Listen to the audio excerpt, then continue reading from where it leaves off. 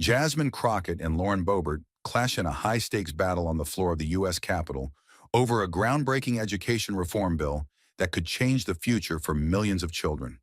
With over 30 million kids trapped in underfunded schools, Jasmine fights for equal access to quality education, while Boebert, dismissing her efforts, cruelly brands her the drama queen, accusing her of making a spectacle for political gain. As tensions rise and emotions boil over, Jasmine turns Boebert's insult into a weapon, challenging the very system that has failed America's children for decades. Will this drama queen triumph, or will Boebert continue to crush her? Stay with us. This is a story worth every second of your time. The stage was set for a pivotal moment in the U.S. Capitol. Jasmine Crockett, a passionate Democratic representative from Texas, stood at the podium to present her bill for educational reform, aiming to ensure equal access to quality education for low-income children. Her words called for greater investment in underfunded public schools, emphasizing that every child deserved a chance at a better future. Across the room, Lauren Boebert, a staunch Republican from Colorado, watched with quiet disapproval. Known for her conservative stance and skepticism of government spending, Boebert believed in cutting costs, not increasing them. She saw Jasmine's bill as another costly measure that would add to the national debt and argued that the solution lay in school choice and parental involvement, not more government funding. The debate was about to begin with clear divisions. Jasmine fighting for educational equity, while Boebert focused on fiscal responsibility and limited government. Jasmine's proposal sought to tackle disparities in education funding, while Boebert dismissed it as ineffective, favoring school choice instead. The stage was set, and the battle for America's education system was about to unfold. The chamber was still. Jasmine Crockett's impassioned words had barely settled when the cold, calculated voice of Lauren Boebert cut through the room. Jasmine had anticipated the pushback, but the sheer venom in Boebert's tone still struck like a thunderclap. With deliberate steps, Boebert rose from her seat, her posture rigid, the look on her face one of unwavering contempt. Her eyes locked onto Jasmine, and there was no mistaking the smirk that played at the corners of her lips. Boebert was ready. This was more than a debate. It was a battle, and she wasn't going to let Jasmine's plea for equity go unanswered. Boebert's voice rang out with an unmistakable air of superiority. "Let's get something straight," she began, her words sharp, slicing through the charged atmosphere. "This bill you're proposing, this so-called solution, will do nothing but increase our national debt and waste taxpayer dollars on a failed system." The disdain was palpable, but what followed stung the room even more. Boebert's eyes never left Jasmine as she continued, her tone mocking. "You call it reform, but all it is political theater. You want to be the star of the show, don't you, Jasmine? The drama queen? That's what you are. You're here to put on a performance, to get headlines, not to fix anything that matters." Her words were venomous, sharp as knives aimed straight at Jasmine's heart. "Throwing more money at a broken system won't magically fix it," Boebert added, her voice rising with self-righteous certainty. "What we need isn't more government spending, more bureaucracy. We need real solutions, school choice, parental control, not more handouts that only make the problem worse." The insult, the drama queen, hung in the air like a taunt. Jasmine could feel it burn. It was more than just an attack on her bill.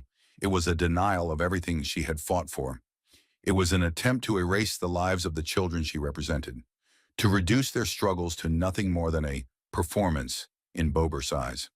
But Jasmine was not about to let this pass. She stood taller, every muscle in her body stiffening with determination, her voice steady but sharp as she prepared to respond. "Let me make one thing clear," Jasmine began, her eyes never leaving Boebert, her voice rising with quiet fury. "You want to talk about drama? You want to call me the drama queen?" Her words came out slow, deliberate, each syllable a challenge. "You're not fooling anyone. This isn't drama. This is reality. These kids, these children you're so eager to dismiss, they don't have the luxury of sitting in classrooms with the best resources, the most caring teachers, or the safest environments. They don't have the privilege of being able to choose the best school. because they don't have the option to choose at all. Jasmine's eyes flashed, her passion igniting. She took a step forward, her voice now stronger, firmer, cutting through Boebert's dismissal. You want to talk about fiscal responsibility? Well, let me tell you something, Lauren. True fiscal responsibility means investing in the future of this country. It means ensuring that every child, no matter their background, has the same opportunity to succeed. The future of this nation rests on the shoulders of these children, and it's our responsibility to ensure they have the tools they need to build it. The room was silent. Jasmine's words lingered in the air, each one piercing the heart of the argument. Boebert, for all her bravado, had no answer to that. She couldn't argue with the fact that every day children from disadvantaged backgrounds were left behind by a system that had failed them. Jasmine could feel the weight of the injustice pushing her forward, propelling her words with the force of a tidal wave. You stand there lecturing us about the dangers of government spending, but you're blind to the real problem. You're defending a system that continues to fail those who need the most help. You're choosing to protect the interests of the wealthy, those who can afford private schooling, and leaving the rest of us to pick up the pieces. Her eyes locked onto Boebert's, and she let the words sink in. You say it's a waste of money to help these kids? You want to pretend that the system isn't broken? That the countless schools in our poorest communities aren't falling apart? Jasmine's voice trembled slightly, but there was no mistaking the fierce resolve behind it. You talk about waste, but the real waste is the lives of children who are denied the chance to learn, to grow, to break the cycle of poverty. You call it waste, but what you really mean is you don't want to spend a dime unless it benefits those who already have everything. Well, I won't stand by while you write off these kids as too expensive to help. The weight of Jasmine's words settled over the room like a storm cloud. Every eye was on her now. Every word she spoke was a challenge to the very system Boebert championed. Jasmine's pulse quickened, the fire of righteousness surging through her. She could feel the truth of her message coursing through her veins, propelling her forward. You can call me the drama queen, Lauren, but the reality is this. These kids don't need more empty promises. They don't need more speeches about the dangers of government. They need action. They need us to stand up and do the right thing. For once. The silence in the room was deafening. Boebert's face had hardened, but there was something else there now, a flicker of uncertainty. Jasmine had struck a chord, and she knew it. The debate wasn't just about policies anymore. It was about justice, about doing what was right in the face of all the opposition. Jasmine had made her stand, and the fight for America's children had just begun. The tension in the room grew unbearable, the air thick with anticipation after Jasmine's impassioned speech. She had laid bare the urgent need for reform, for a fair and equal education for every child, regardless of their background. But before the room could settle, before Jasmine could gather her thoughts, Lauren Boebert's sharp voice sliced through the silence. It was cold, mocking, calculated. Boebert stood with a confident, almost smug posture, her gaze fixed on Jasmine, as if dissecting her every word. Once again, the drama queen speaks, she sneered, her voice dripping with sarcasm. This entire bill, this so-called solution, is nothing more than a distraction. It's the same tired story, just repackaged for the cameras. More government, more spending, and less accountability. All this does is add to our debt while solving nothing. Boebert's words struck Jasmine like a slap, designed to undermine her proposal, to make it seem like a mere spectacle, a performance for attention rather than a fight for justice. The insult was clear, a pointed attempt to diminish the urgency of Jasmine's cause. You call this drama, but where was the drama when these kids, these families, were falling through the cracks of a broken system? Jasmine thought, her pulse quickening, the sting of Boebert's words fueling her resolve. But Jasmine refused to let Boebert's venom seep into her bones. Instead, she took a breath, grounding herself in the truth of what she was fighting for. She wasn't going to let Boebert define her or her work. You want to call me the drama queen, Lauren? Fine, she said, her voice steady, cutting through the tension in the room. Her words hung in the air, deliberate and piercing. But this isn't drama. This is reality. This is what's happening right now in classrooms across this country where children are being left behind, where schools are crumbling, and where teachers are forced to do more with less. Jasmine's eyes locked onto Boebert's, her gaze unwavering, as she slowly walked toward the podium. She didn't flinch, didn't back down. You talk about spending, but you're protecting a system that has been failing for decades. You're defending a system that has done nothing but widen the gap between the haves and the have-nots. You defend tax cuts for the wealthy, but you refuse to see the millions of children who have no future without the proper education. Each word Jasmine spoke was a direct hit, a challenge to the hollow argument Boebert had put forward. Jasmine's voice grew stronger, her confidence rising with every truth she spoke. You say this is about the money? This is about more than money, Lauren. This is about investing in the future of this country. This is about making sure that the children who have been denied opportunities because of their zip code, because of their family's income, don't have to fight for what should already be theirs. The room was silent, every eye on Jasmine now, her words cutting through the tension like a knife. Jasmine knew this wasn't just about a piece of legislation. This was about the children she had met, the ones whose voices had been silenced for far too long. You can call it drama, you can call it whatever you want, but at the end of the day, this bill is about justice. It's about fairness. It's about making sure that every child in this country has a shot at a future, no matter what their parents can afford. And that's something you can't ignore. Not anymore. Boebert's face hardened, but Jasmine could see the flicker of doubt in her eyes. For a moment, Jasmine felt the room shift. She had hit a nerve. The truth was undeniable. You want to keep pretending this is just about a waste of money? But I'll tell you this. The real waste is the millions of lives that will be left behind if we don't act now. Jasmine's words were firm, each one filled with the weight of everything she had seen, everything she had heard from the family she represented. Her voice, though steady, carried the force of a call to action. You think I'm just playing politics, Lauren? I'm not. This isn't a game. This is real. These children are real. And I will not stand by while you continue to protect a system that is broken, that is unjust. I will not back down. If you want to call me the drama queen, then fine. I'll wear it as a badge of honor. Because this is the most important thing I'll ever do. Fight for the future of every child in this country. The room was still. Jasmine's words hung in the air like a challenge, daring anyone to question her. The weight of the moment was undeniable. For a split second, Jasmine saw the faces of her colleagues, some skeptical, some shocked, begin to soften.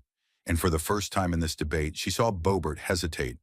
Jasmine had turned the insult around, making it a powerful statement of resolve, of purpose. And in that moment, Jasmine knew. This wasn't just about a bill, a piece of legislation. It was about something far greater. It was about changing the system, about ensuring that those who had been ignored for so long were finally seen.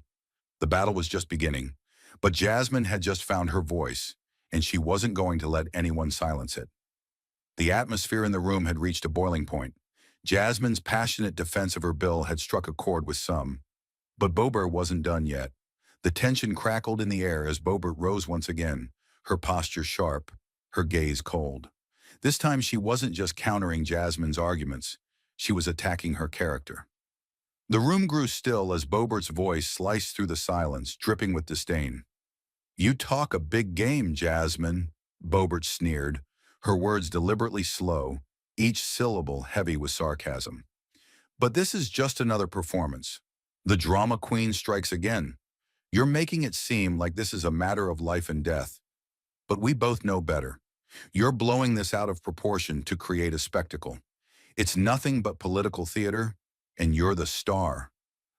Her eyes flicked to the room, gauging the reaction of the lawmakers before she shot Jasmine a pointed look. I guess it's easier to make a scene than to actually solve the problem, isn't it? Jasmine's jaw clenched, her fist tightening at her sides. The insult stung, but it wasn't new. Boebert's words were the same tired attacks Jasmine had heard countless times, designed to undermine her, to make her passion seem like nothing more than a staged performance. But Jasmine was no stranger to these kinds of attacks, and she wasn't about to back down now. She stepped forward, her gaze unwavering, and as she spoke, her voice was calm, but it carried the force of a storm ready to break. It's easy for you to sit there and mock what I'm fighting for, Lauren. It's easy to dismiss this as drama when you're shielded by wealth, by privilege, and by a system that works for you. But for millions of children, this is not a game. This is their future. This is the difference between them having a shot at a better life or being stuck in a cycle of poverty. Jasmine's words were sharp, each one cutting deeper than the last. You want a quick fix? A band-aid solution? But those don't work when the system is already broken.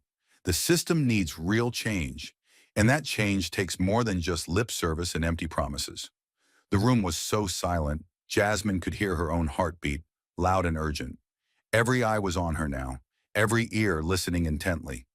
Jasmine's voice, though steady, carried the weight of years spent fighting for a system that had long been neglected.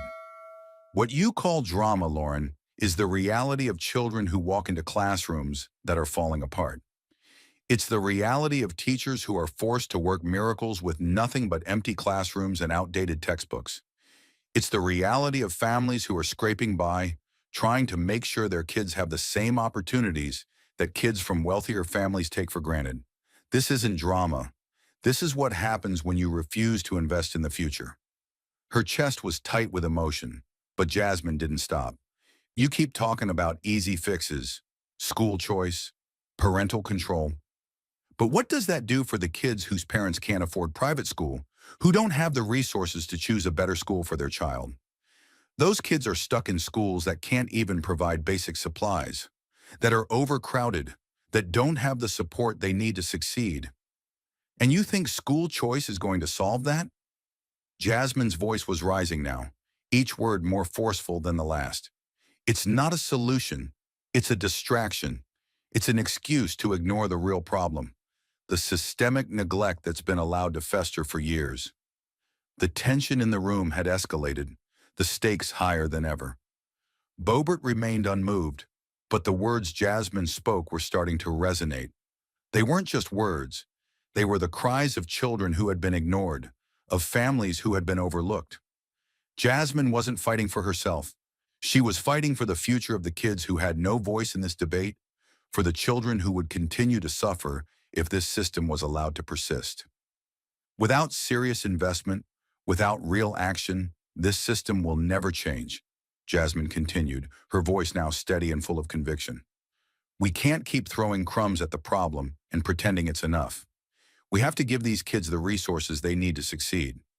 Or we'll keep watching them fall further behind while people like you, Lauren, keep talking about the cost. Jasmine's words lingered in the room, heavy with the weight of truth. She wasn't backing down.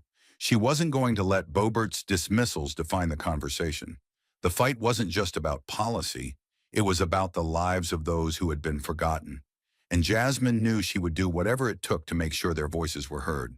The room was heavy with the sound of Boebert's scornful words, the tension rising with each passing second. But Jasmine Crockett wasn't backing down. She could feel the injustice boiling within her, the years of frustration spilling out into the open. As Boebert continued to belittle her, Jasmine's resolve grew stronger. She knew that she couldn't let this moment pass without hitting the core of the issue. The lives of children were at stake. Real children, not statistics, not talking points. Jasmine took a slow step forward, her voice unwavering but intense as she began. You want to talk about drama, Lauren? Let me tell you what drama really looks like. Her eyes locked onto Boebert's, and she didn't flinch. It's the drama of children walking into classrooms that are falling apart. No books, no technology, no proper heating or cooling. That's the drama you ignore every day when you sit behind your desk and tell me it's too expensive to invest in their future. It's the drama of kids who don't have a chance, not because they're not smart, but because the system has failed them before they even stepped through the door. Her voice carried the weight of truth, the raw emotion of someone who had seen this firsthand. Jasmine didn't stop. Her words hit harder with each sentence, her passion lighting a fire in the room. Do you know how many children in public schools are forced to learn in overcrowded classrooms? Do you know how many students go without lunch because their families can't afford it? Do you know how many teachers are spending their own money just to buy pencils and paper because the schools are so underfunded? Jasmine's hand moved as if emphasizing each word. You talk about fiscal responsibility, but what's the cost of leaving these kids behind? What's the cost of not giving them the same chance to succeed as children in wealthier schools, where the halls are filled with opportunity, not decay?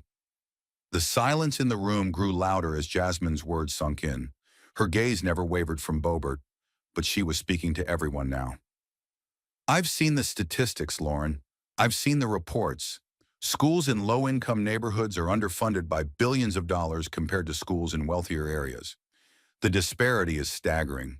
And yet you stand here and tell me that throwing more money at the problem won't fix it? What will fix it then, Lauren? What will fix the broken promise we've made to these kids? What will fix the fact that their futures are being stolen from them because of a system that refuses to invest in them? Jasmine's words hung in the air, thick with the truth that Boebert had tried to dodge. But Jasmine wasn't done. She stepped forward, her voice now rising with fierce determination. You can call me the drama queen, Lauren, but if standing up for these children means being dramatic, then I will wear that title with pride. Because these kids don't have a voice, and if it takes a drama queen to give them one, then I'm more than happy to play the part. These children need us to act, not to sit here and argue over semantics while their lives hang in the balance. The room was silent now, every eye fixed on Jasmine. She could feel the power of her words reverberate through the space, her passion fueling the moment. The tension between her and Boebert was palpable, but Jasmine knew the truth had been spoken. This wasn't just about a bill. It was about a future that was being denied to millions of children simply because they didn't have the same resources as their wealthier peers. She paused, letting the weight of what she had said sink in. I won't apologize for fighting for these children, she continued, her voice steady and unyielding. If calling attention to their plight makes me the drama queen, then I'll take that title every day. Because these kids, these real, living, breathing children, deserve a future, and I will not stop until they get it. Her words echoed through the room, a challenge, a call to action. Jasmine had turned the insult around, using it as a weapon to shine a light on the injustice that Boebert and others like her were so eager to ignore. Jasmine wasn't just defending her bill, she was defending the future of every child who had been abandoned by a system that claimed to care. The room was electric, the weight of Jasmine's words still hanging in the air. Her powerful rebuttal had struck hard, and Boebert, despite her usual confidence, felt the sting of being unable to counter the facts laid out so compellingly. The insult of calling Jasmine the drama queen had not achieved its intended effect. Instead, it had backfired, and now Boebert found herself grappling with the realization that Jasmine was more than just a political adversary. She was a force to be reckoned with. Boebert's lips tightened as she tried to recover. She looked down at the notes in front of her, pretending to search for something new to say, but the confidence that had initially propelled her forward was fading. The audience could feel it. Jasmine had done what few could. She had exposed the real cost of Boebert's ideals. The numbers Jasmine presented were irrefutable, the stories of children left behind too raw to dismiss. Boebert tried to find a comeback, but the words stuck in her throat. How could she argue against the simple truth that education was being held hostage by budget cuts? How could she deny that millions of children were suffering because their schools were underfunded and ignored? Taking a deep breath, Boebert tried again, but this time her voice lacked the sharpness it had before. Look, she began, but her words faltered. This isn't about throwing more money into a broken system. We've tried that, and look where we are. The government doesn't fix problems, it makes them worse. We need, to empower parents, not continue pouring money into an already failing bureaucracy. Her attempt to sound resolute was hollow, as if she herself was starting to doubt the logic behind her argument. Jasmine's eyes never left Boebert. She could see the crack in Boebert's armor, the hesitation. It was a rare moment of vulnerability from a woman who prided herself on being unwavering in her stance. Jasmine, sensing the shift, pressed forward, her voice calm but laced with power. Is that really all you have left, Lauren? To push the same tired line about empowering parents? Because we both know the reality. Parents don't have the choice when their schools are starved of funding. Parents can't choose what they don't have access to. And your school choice rhetoric? It's just a distraction from the fact that you're actively sabotaging the public system instead of helping to fix it. The silence that followed was thick, pregnant with the weight of Jasmine's words. Boebert's face hardened, but it was clear she was struggling. She had nothing more to say, nothing that could address the raw truth Jasmine had just exposed. She tried to recover, her voice growing more defensive now. What we need is real, practical solutions, she said, her words becoming less coherent as she spoke. We don't need to throw more taxpayer dollars at something that isn't working. We need... She trailed off, the realization that she had no real rebuttal sinking in. Jasmine stood firm, the force of her argument crashing over Boebert's feeble attempts to recover. Real solutions, Jasmine echoed, a slight edge of sarcasm in her voice. You've had decades of so-called solutions, Lauren, but look at what's happened. Schools are still crumbling, students are still being left behind. Your solutions aren't working because they don't address the root cause of the problem. They don't fix the inequality. They don't fix the broken system. Boebert's shoulders slumped slightly, her gaze faltering for a moment. She had been the one to call Jasmine the drama queen, but now she was the one who looked like she was losing control of the conversation. Her counter-arguments were weak, her voice shaky. She was trapped in her own rhetoric, struggling to find the right words to make her case. Jasmine could see it all too clearly now. The cracks were widening, and she wasn't about to let Boebert slip away. School choice sounds great in theory, Jasmine continued, her voice cutting through the tension like a blade.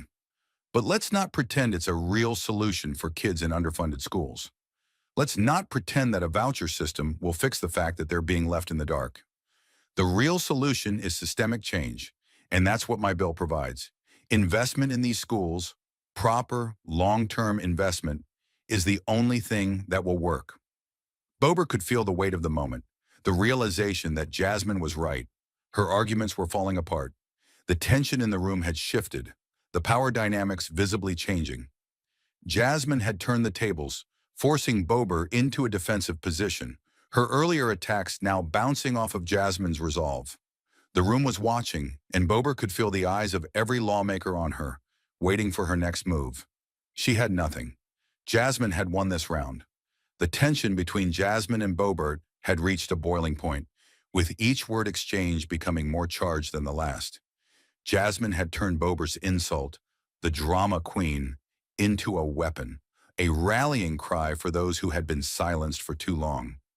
The label that was meant to diminish her had now become the very thing that set her apart, a symbol of the deep injustice she was fighting to expose.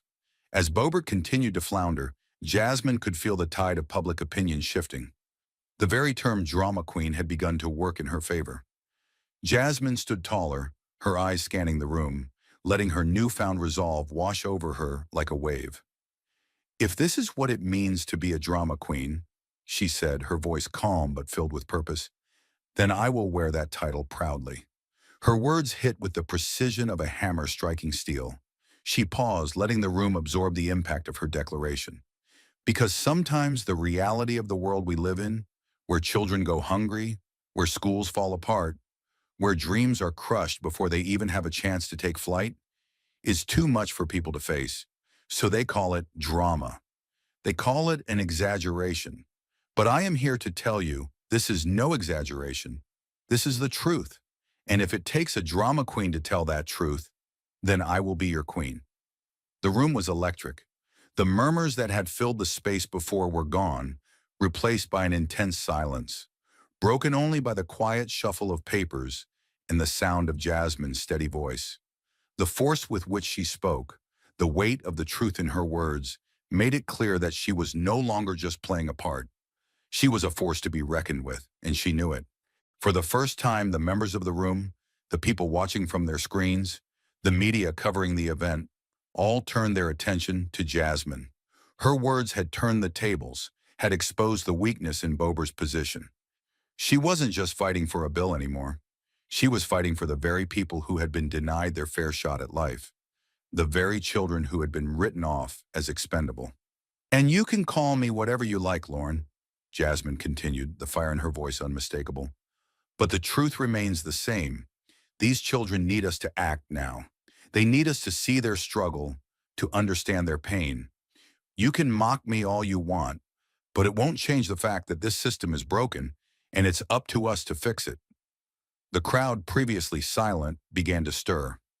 A few heads nodded in agreement, the undercurrent of Jasmine's words reaching them, resonating in ways Boebert's rhetoric never had. What Jasmine had just done was nothing short of a masterstroke. The moniker Boebert had thrown at her like a stone had been repurposed into the armor she now wore with pride. She had turned the very idea of being overly dramatic into something positive, something that brought the harsh truths to light. "The drama queen?" Jasmine said, her voice almost amused now. "Fine.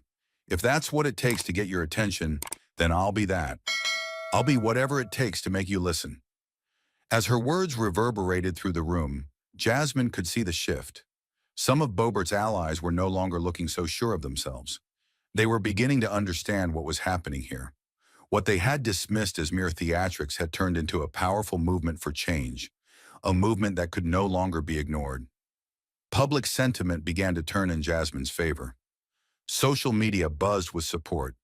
People were beginning to see that what Jasmine had labeled drama wasn't drama at all. It was a call to action, a wake-up call for a system that had long neglected those in need. The term "the drama queen" was no longer a slight, it was a badge of honor. Jasmine had become the embodiment of what it meant to stand up against injustice, to fight for those who had no voice. She wasn't playing a role anymore. She was leading a charge. And as Boebert's deflections grew weaker, Jasmine felt the weight of the moment shift in her favor. Her words weren't just reaching the room, they were reaching the people. The fight for educational reform wasn't just about numbers and policies. It was about lives, about futures, about the undeniable truth that the system had failed millions of children for too long. And Jasmine, now fully aware of the power of her words, was determined to make sure that truth could never be ignored again. The room had grown heavy with tension, the silent weight of Jasmine's words still hanging in the air. She could feel the momentum building in her favor. Her stance, unwavering and bold, set the stage for what would come next. Her plan. Jasmine didn't need to rely on theatrics anymore. Her argument was real, it was necessary, and it was backed by the raw truth of the inequalities faced by millions of children. She took a deep breath, and with a firm voice, she began to outline her vision for the future of education in America. "This isn't just a bill," Jasmine said, her voice cutting through the murmurs. "It's a blueprint for change. It's a roadmap for a system that puts the needs of our children first." Her hands moved as she spoke, each gesture emphasizing the urgency of what she was about to reveal. "First, we address the crumbling infrastructure of our public schools. We invest in the buildings, the classrooms, the very foundations that have been neglected for too long. Every child deserves to learn in a safe, modern environment. We're talking about new textbooks, updated technology, and repairing schools that have been falling apart for decades. This isn't a luxury, it's a necessity." The room was hanging on her every word. She paused, letting the gravity of her vision settle in before continuing. "Next, we tackle the dropout rates. Too many children are falling through the cracks, leaving school before they ever had a chance to succeed. We need to provide mentorship, support systems that ensure every student stays in school, not because they have to, but because they believe they can succeed. We need after-school programs, summer learning opportunities, and counselors who can guide them when the going gets tough." Her eyes shifted from the lawmakers to the gallery, where families and students silently watched. "But most importantly," Jasmine's voice grew firmer, "we focus on the children who need us the most, the ones from low-income families. We need to level the playing field. This bill isn't just about funding schools, it's about giving every child the opportunity to dream, to grow, and to reach their full potential." She let her words linger, knowing she had struck a chord. Without investment, without support, these kids will continue to be left behind, and we will be complicit in that failure. Jasmine's chest rose with the weight of her conviction. She wasn't just advocating for change, she was demanding it. The room was still, but it wasn't the silence of doubt. It was the silence of realization. Boebert, however, wasn't swayed. Her lips curled into a tight smile, a look of practiced confidence returning to her face. Jasmine had expected as much, and now she prepared herself for the inevitable backlash. Without missing a beat, Boebert stood again, the sharp edge of her voice cutting into the air. "So, this is it, huh? Another government-funded program that promises everything but delivers nothing." She smirked, clearly unfazed. "This isn't a solution. It's a show, a political stunt designed to pull on heartstrings and get votes. You can call it whatever you want, but the reality is, this bill is just another piece of legislation that sounds good in theory, but doesn't actually address the core issues. It's a theater production, and you, Jasmine, are the star. You're playing the role of the hero, but when the curtain falls, nothing changes." Boebert's words were like a dagger, aimed directly at the heart of Jasmine's vision. She could see the intent behind Boebert's attacks, to minimize the seriousness of what Jasmine had proposed, to reduce it all to mere political performance. But Jasmine knew better. She had seen the data, she had met the children, and she understood the stakes. Boebert's words, while sharp, were hollow. Jasmine wasn't about to let her dismiss the real needs of these children with empty rhetoric. With unwavering resolve, Jasmine responded, her voice calm but dripping with conviction. "You can call it theater all you want, Lauren, but the real performance is happening every day in our schools, where students are being robbed of their futures, where the rich get richer and the poor get left behind. This is not a game. This is the reality of millions of children who are depending on us. And if you can't see that, then you are the one who's missing the point." The words hit like a freight train, and Jasmine could see the subtle shift in the room. Boebert's usual confidence faltered slightly, and she could feel the collective breath of the audience holding steady, waiting for her next move. The debate had taken a turn. Jasmine had made it clear that this wasn't about playing politics. It was about the future of a generation. She wasn't backing down, and with every word she was pulling the truth closer to the surface, no matter how hard Boebert tried to bury it. The air in the room was thick with the tension that followed Boebert's dismissive remarks. Jasmine could feel the sting of her words, but it was a familiar sting, one she had grown accustomed to. It was the sting of people in power dismissing the needs of the most vulnerable. Boebert's attempt to reduce her proposal to political theater only fueled Jasmine's resolve. She was done playing defense. Now it was time to drive her point home with undeniable facts, with evidence that couldn't be ignored. Jasmine took a step forward, her voice calm but full of purpose. "You want to talk about empty promises, Lauren? Fine. Let's talk about the promises we've made to children all over this country and how we've failed them. You say more government isn't the answer, but look at the countries that have actually invested in their education systems. Look at Finland, where education is not a privilege, but a right for every child, regardless of their background. They have some of the best schools in the world, and it's because they've made education their priority. They've created a system where students from all walks of life succeed, where inequality is actively tackled through the investment of public resources." Jasmine's words were calculated, sharp, cutting through Boebert's objections like a sword through paper. "Look at Singapore, where they've made education their most important social equalizer. They've created a system where every child, no matter their socioeconomic status, is given the opportunity to succeed. And guess what? They've seen incredible results. Their students perform at the top of international rankings, not because of selective privatization, but because they've invested deeply in public education." The room was silent, the only sound the rustling of papers and the occasional cough. Jasmine could see Boebert's face tighten, the crack in her defense widening with each example. Jasmine wasn't done. "You want to talk about what works? Look at South Korea.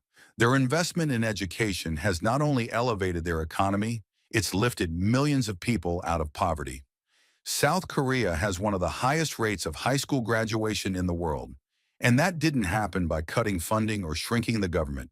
It happened because they realized that education is the key to breaking the cycle of inequality. Jasmine's voice grew stronger, each example building on the last, each sentence a punch to Boebert's argument. This is not about more bureaucracy. This is about creating the opportunity for every child to thrive. This is about giving every student the chance to succeed, no matter where they come from. This is about breaking the chains of generational poverty with the one thing that can level the playing field: education. The silence in the room was deafening. Jasmine could feel the weight of her words hanging in the air, the faces of her colleagues watching, absorbing what she had just laid out. And across from her, Boebert sat motionless. For the first time in this debate, there was a crack in her armor. She had no response. Jasmine's arguments had been too strong, too grounded in reality for Boebert to refute. Jasmine took a breath, watching Boebert for any sign of a comeback, but none came. The smirk had faded from Boebert's face, replaced by a cold, hard expression. She opened her mouth, but nothing came out. It was a rare moment in the room, where one side had so thoroughly overwhelmed the other with facts, with truth, that there was nothing left to say. Jasmine knew she had won this round, but more importantly, she had made it clear that education wasn't a luxury, it was a fundamental right, and it was the key to ending the cycle of inequality that had held too many children back for far too long. The atmosphere in the room was electric, a palpable tension hanging in the air as Jasmine finished her final point. Boebert had no response. The words that had once seemed so sure, so strong, now seemed hollow in the wake of Jasmine's irrefutable facts and fierce conviction. Jasmine had stepped into the ring, and she had not only fought back but had dominated the debate, leaving Boebert unable to muster a single comeback. For a long moment, the only sound was the rustling of papers and the soft click of pens. Boebert's lips pressed into a thin line as she leaned back, her posture stiffening, the weight of Jasmine's argument sinking in. Jasmine stood tall, eyes unwavering, the victory already hers, not just in the debate, but in the moment she had seized. She had taken the insult of the drama queen and turned it into something far more powerful, a symbol of her unrelenting fight for justice, for children who had been ignored for far too long. Jasmine knew that this wasn't just about winning an argument, it was about making a statement. Her passion for reform, for fighting the system that had failed so many, had resonated through every word she spoke. The very nickname Boebert had hurled at her had been transformed, now a banner of defiance, a mark of the fight she had chosen to take on. Jasmine had turned the tables, taking the narrative back into her hands. And then, as the silence in the room stretched on, the murmurs began. At first they were subtle, faint ripples of approval from those who had been silently watching, but soon the whispers grew louder, building into something undeniable. Jasmine wasn't just talking about drama, she was talking about real, systemic change. She was fighting for the children whose voices had been lost, for the families who had been forgotten. The room, once divided, now began to lean toward her side. Across the room, Boebert sat, still silent, eyes flicking over the pages of her notes, but there was nothing left for her to say. The argument had been settled. Boebert's earlier accusations had been drowned out by the weight of Jasmine's truth.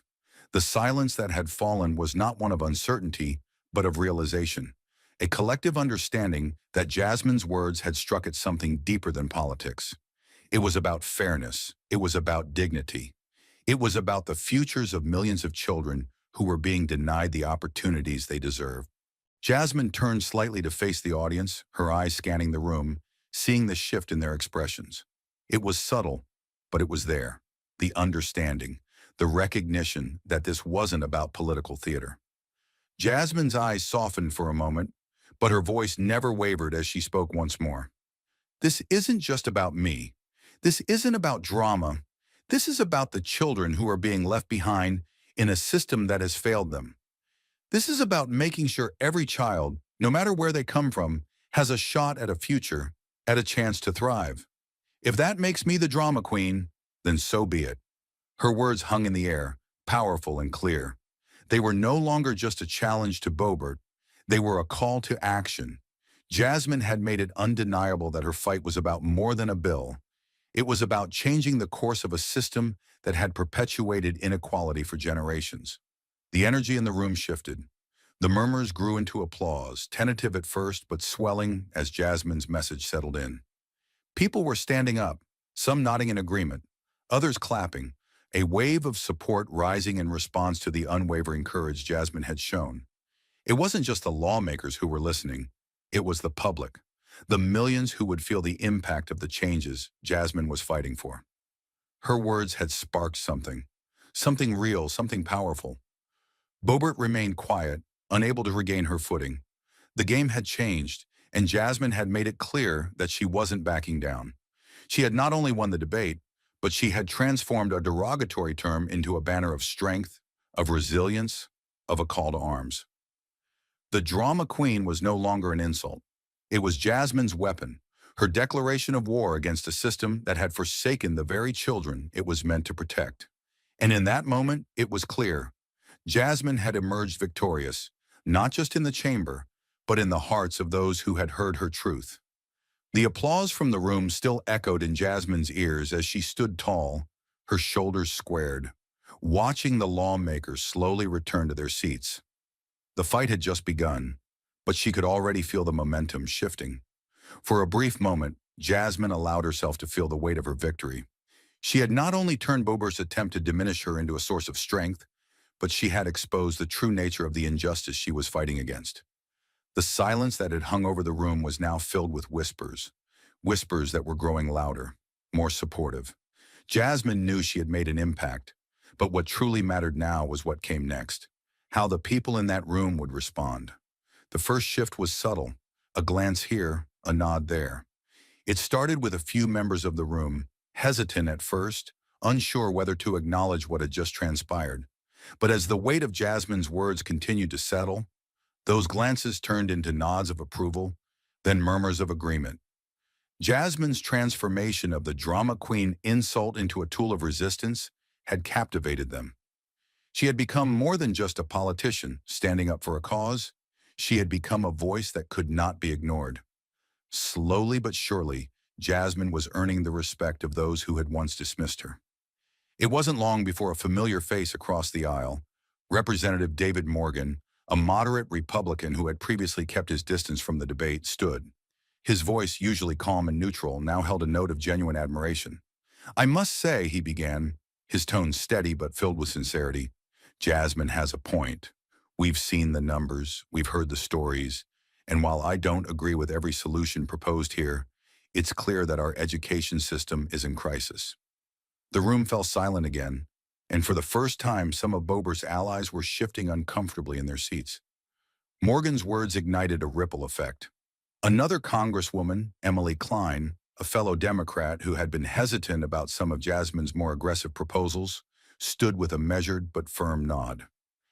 "Jasmine has shown us something important today. We can't keep ignoring the voices of the people who are suffering, who are being left behind in a system that only works for a few. This debate is no longer just about politics. It's about the future of our children, and that's a fight worth having." The applause grew louder, this time not from just Jasmine's supporters, but from both sides of the aisle. Jasmine had not only fought Boebert's dismissals, but had won over those who had once doubted her. Even some of Boebert's own colleagues began to shift, looking at each other with unease, their earlier certainty starting to crumble. Boebert, for all her force, couldn't argue against the moral high ground Jasmine had claimed. The term drama queen, meant to isolate and belittle, was now a symbol of Jasmine's resilience and ability to speak uncomfortable truths. The applause for Jasmine wasn't just approval for her policy, it was admiration for her strength in the face of ridicule, for turning an insult into a rallying cry. Jasmine's heart raced, but she kept her composure. The support was growing, but it was far from a win. She knew that this was just the beginning. The real work would come when they moved beyond the words and into the action. But right now, for the first time, she saw her colleagues, those who had once looked at her as a fringe player, begin to understand what she had been saying all along. Jasmine had proven, not just with her words, but with her conviction, that this fight was worth the struggle, that education was a battleground they couldn't afford to ignore. As the applause continued, Jasmine's mind raced ahead, planning for the challenges to come. Her victory in this room was significant, but it was just the start. She knew the road ahead would be hard, but now she had something far more important than support. She had momentum. Jasmine had shifted the debate, and now she wasn't just a voice in the crowd. She was leading it. The room had grown quiet, almost too quiet. Boebert had been silent for what seemed like an eternity, her usual quick retorts absent, replaced by the weight of her own realization. The momentum had shifted, the energy had turned, and she knew it. Jasmine's words had not just landed, they had struck with the force of a tidal wave.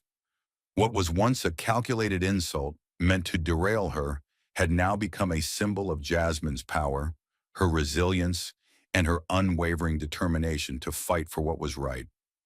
Boebert sat at her desk, her eyes fixed on the papers in front of her, but her mind wasn't on the words. She could feel the room shifting, the weight of Jasmine's argument pressing down on her. For the first time, she wasn't the one holding the floor. Boebert had come into this debate thinking she could easily dismiss Jasmine, thinking the label drama queen would silence her. Instead, she had watched as Jasmine had turned the very insult into a battle cry, one that resonated beyond the chamber and into the hearts of those who had been ignored for too long. The realization hit Boebert like a blow to the chest. She had underestimated Jasmine. She had underestimated the power of the truth Jasmine had exposed. The room had not rallied to her as she had expected. Instead, they had rallied to Jasmine. The more Boebert tried to push, the more Jasmine stood her ground, unshaken. Boebert's words, once so sharp, now felt dull, like a blade that had been blunted by the force of Jasmine's convictions. For a brief moment, Boebert's gaze flickered around the room, searching for support. But she found none. Even those who had once backed her, who had applauded her attempts to diminish Jasmine, now sat in uneasy silence, unwilling to challenge the raw truth Jasmine had so fearlessly laid out. Boebert's usual sharp edge had dulled. She had no more rebuttals, no more attacks to throw. Jasmine's strategy had worked. She had exposed the failure of Boebert's arguments, the emptiness behind her claims of fiscal responsibility. There was no place left for Boebert to hide. Boebert opened her mouth to speak, but the words didn't come. She closed it again, her jaw tight. There was nothing more to say. The moment she had feared was here. Jasmine had not only bested her in the debate, she had taken the very weapon Boebert had tried to use to silence her and turned it into her own strength. Boebert's carefully crafted narrative had collapsed under the weight of Jasmine's truth. Jasmine's eyes stayed focused on Boebert, but she didn't gloat. She didn't need to. The victory was already hers, not just in the debate, but in the greater fight for fairness. She had done more than win a verbal sparring match. She had shown the room the true cost of ignoring the voices of those who had been left behind by a system built to protect the wealthy and powerful. As Jasmine stood tall, her posture unyielding, she knew the battle was far from over. But today, in this room, she had claimed a victory. Boebert had no more arguments. The moniker, the drama queen, had been repurposed, twisted into something stronger, something that represented not weakness, but the strength to confront uncomfortable truths head-on. Jasmine had not just won this round. She had turned the tide of the conversation in a way no one had expected. And in that moment, Boebert had no choice but to accept it.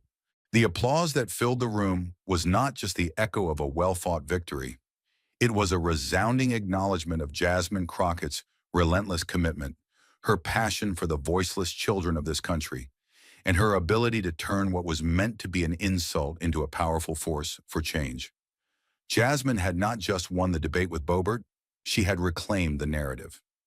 The drama queen, a title intended to diminish her and dismiss her struggle, had now become the symbol of her strength, of her courage to confront the hard truths that many in this room would rather avoid. As Jasmine stood there, allowing the applause to wash over her, she could feel the weight of the moment. This wasn't a typical political win. It was something far more profound. It was the moment when she had turned the tables, when she had fought not just for a bill, but for something that went beyond policy. The very future of millions of children who had been forgotten, who had been abandoned by a system built to serve the privileged few.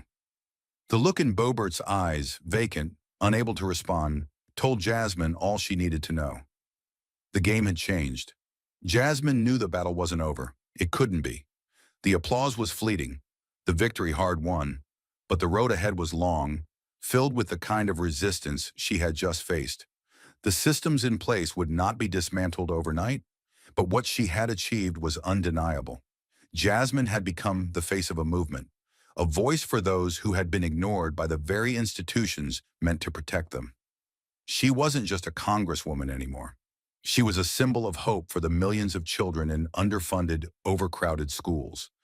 Children who had never had the luxury of a fair shot at success. The murmurs of agreement that followed her response were becoming louder. Jasmine could feel the shift in the room. Colleagues who had once turned their heads at her proposals were now looking at her with respect. They were hearing her in a way they had not before. It wasn't just her passionate delivery that was winning them over. It was the facts, the truths that she had laid bare with undeniable clarity.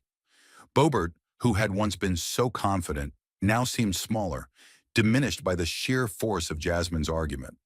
There was no clever retort, no scathing comeback to counter Jasmine's call for justice. Boebert's earlier jabs had failed to silence Jasmine. Instead, they had only fueled her fire, pushing her to make her case even stronger. The name the drama queen, which had been meant to undermine her, was now tied to a far greater cause, the cause of fairness, equity, and justice for all children, no matter their background. As Jasmine moved through the room, her heart still pounding with adrenaline, she knew that this victory wasn't just hers. It belonged to every child in America who was still waiting for their opportunity to rise. It was for every teacher who had to fight for the resources they deserved, every parent who had to choose between food and school supplies, every student who was told they weren't enough because they didn't have the same resources as their wealthier peers. Jasmine was no longer fighting alone. She had become the leader of a movement, one that demanded change and would stop at nothing to see it through. But Jasmine's victory was not just about the debate she had won. It was about what came next. The countless meetings, the paperwork, the endless negotiations. This was the beginning, not the end. The battle for education reform, for justice in the classroom, was a fight that would take more than one debate. It would take every ounce of her energy, her determination, and her courage to continue. But Jasmine was ready. As she walked back to her seat, she could feel the eyes of her colleagues on her, some in admiration, others in uncertainty. She knew that not all of them agreed with her. Not all of them understood the urgency of what she was fighting for. But that didn't matter anymore. Jasmine had shown them that the stakes were higher than they had realized. Education wasn't a luxury, it was a right, and she would fight for it, no matter how many times she was told to stop. Her phone buzzed as soon as she sat down. The first wave of public support was already pouring in. Social media erupted with messages of encouragement, hashtags filled with support for Jasmine's fight. People were seeing her for what she truly was, a politician willing to stand up for the voiceless, a leader who wasn't afraid to speak out against the entrenched powers that had ignored the needs of so many for so long. The drama queen, a term that had once been wielded to silence her, was now a badge of honor. It had become a symbol of those who would not be ignored, who would not be dismissed. And in the weeks to come, Jasmine would continue to rise, not just as a representative of her district, but as a leader in the fight for educational equity. Her opponents may have thought they could shut her down with an insult, but Jasmine had proven them wrong. The drama queen wasn't just a nickname. It was the rallying cry for the millions who had no voice, the ones who had been left behind by a system designed to protect the wealthy, the powerful, and the connected. Jasmine had found